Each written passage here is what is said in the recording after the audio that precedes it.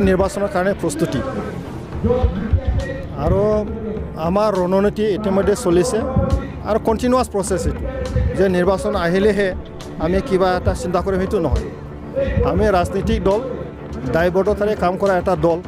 BTR অঞ্চলৰ সকলো জাতি জনগোষ্ঠী আকোৱালি লৈ সমমৰ্যাদা দি পেলাই সম উন্নয়ন কৰাৰ কাৰণে আমি বদ্ধপৰিকৰ গতিকে আমাৰ দল এতিয়া BTC চৰকাৰখন চলাই আছে আমাৰ দল এতিয়া অসম চৰকাৰৰ লগত সহযোগী দল হিচাপে চলাই আছে আমাৰ এটা 7জন MLA আছে এজন মন্ত্ৰী আছে ইয়াৰ ভিতৰত এজন সাংসদ সদস্য আছে BTC চৰকাৰখন আমাৰ হৈ আছে তো শক্তিশালী এটা ৰাজনীতিক দল আমি সদায় এটা এগ্ৰেছিভ মোডত আছোঁ যিকোনো আমাৰ যিটো নিৰ্বাচন আহিব আমি অংশগ্ৰহণ কৰিম আৰু আগন্তুক লোকসভা নিৰ্বাচনৰ কাৰণে প্ৰস্তুতি আমাৰ কণ্টিনিউৱাছলি চলিব আকৌ প্ৰমাণ দিয়কচোন আগ্ৰামা মহিলাৰী ডাঙৰীয়াই যিটো অভিযোগ দিছে কোনটো বিষয়ৰ ওপৰত UPPলে ধ্বংস কৰিছে এইটো ৰাইজক জনাবচোন ক'ব পাৰিব জানো ক'ব পাৰিব তো গতিকে এনে জোধাই মোধাই ক'লেতো নহ'ব তেওঁলোকে যে 15টা বছৰত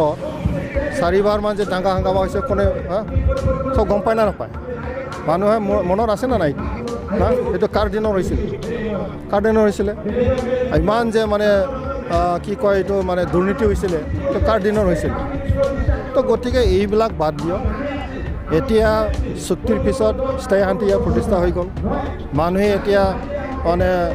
কাম কৰিবৰ কাৰণে এটা পৰিৱেশ পাইছে দিনে ৰাতি মানুহে এতিয়া BTR অঞ্চলত যাব পৰাকৈ বিজনেছ কৰিব পৰাকৈ এটা পৰিৱেশ পালে তো গতিকে আজি সেই শান্তিটো বিনষ্ট কৰাৰ কোনো মানে কাৰণ থাকিব নালাগে সহযোগ কৰক গণতান্ত্ৰিকভাৱে আপোনালোকে অংশগ্ৰহণ কৰা তাক ক'ব লগা একো নাই কিন্তু সমাজখন বেয়া হ'ব পৰাকৈ এনে জোদাই মোদাই মানে মানুহক এলিগেশ্যন দিলেতো নহ'ব তো গতিকে এটা দায়িত্বপূৰ্ণভাৱে তেওঁলোকে বিৰোধীৰ এটা ৰোল লৈ পেলাই কামটো কৰক তেখেতে আজি মানে BTCৰ কাউন্সিলৰ যেতিয়া মানে কিবা বহে কাউন্সিল বহে তাতে সি এটেণ্ডে নহয় তো দায়বদ্ধতা ক'ত আছে সি নিজে চিফ আছিল এতিয়া দলৰ সি নেতা আৰু কাউন্সিল মানে MCLA সকলে তেওঁলোকে নেতা বিৰোধী দলৰ নেতা সি তাত মানে এছেম্বলি যাব লাগে কাউন্সিল এছেম্বলি যাব লাগে তাত ক'ব লাগে কিবা যদি হৈছে প্ৰমাণ পত্ৰ ধৰক সেইটোৱে হ'ল চিষ্টেম